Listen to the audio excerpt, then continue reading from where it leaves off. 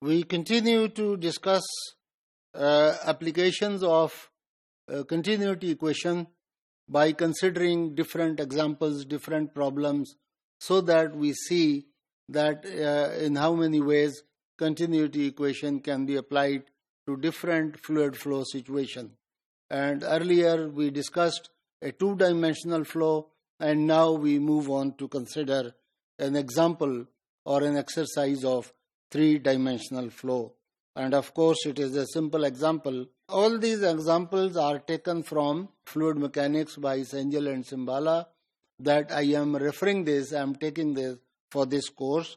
And therefore, if you see the reference number or something given, they are referred to the book, and these exercises are also taken from that book. I have said it earlier, and I have just said it for the sake of a reminder, a simple reminder. The problem posed here is that two velocity component of a steady, that is no time dependence, incompressible, no change in density, but three-dimensional flow field are known. So two components are known. They are U is given as this value, and W is known. So obviously what is missing is the V component. The V component of the velocity is missing. So where A, B, C are some constants, the Y component, the Y velocity component, which we represent by V, is missing. And they say the question is, the problem is, determine it. Generate a function for this.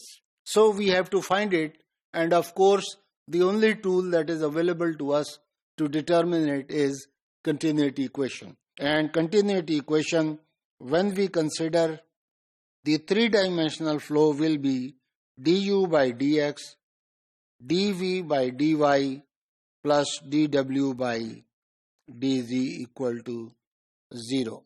So when we consider the solution, just the problem is enumerated again, is written down. We need to determine the y component, and of course we need to use the given values that have been given to us in the question. The assumption is flow is steady, so d by dt is 0 for all the terms that may occur, and the flow is incompressible, so d by dt or variation of rho is also 0. Since the flow is steady and incompressible, and since we are working in Cartesian coordinates, we consider the equation that I just wrote down, which was du by dx plus dv by dy plus dw by dz equal 0. From these two, if we retain dv by dy on the left hand side and take the other two terms on the right hand side, we have, this is what we get. And from the given values of u and w, when we differentiate this, the contributions that we obtain are 2ax and ax plus 2byz respectively. So we will be left with dv by dy is equal to minus 3ax minus 2byz after summing up all the terms. But our question was to determine v, and when we want to determine v, all we have to do is now, since this is derivative of v, if we integrate it with respect to y, we will get v. So integrating it with respect to y will give me minus 3ax times y minus 2bz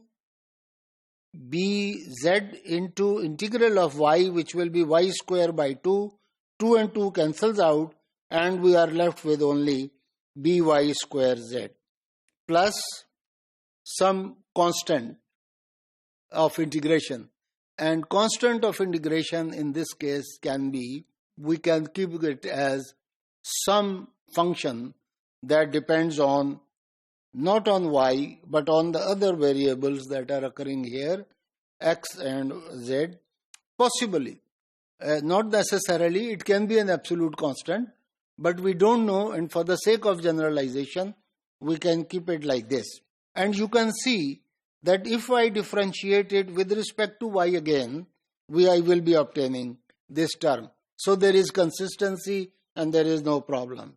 And you can see, and that is why this remark that in fact any function of x and z will give us this value, so we can have this as constant of integration. This is what we have seen, the three-dimensional flow situation that was given to us, and from this the unknown component has been determined. And that is the way that we determine the unknown components by using continuity equation.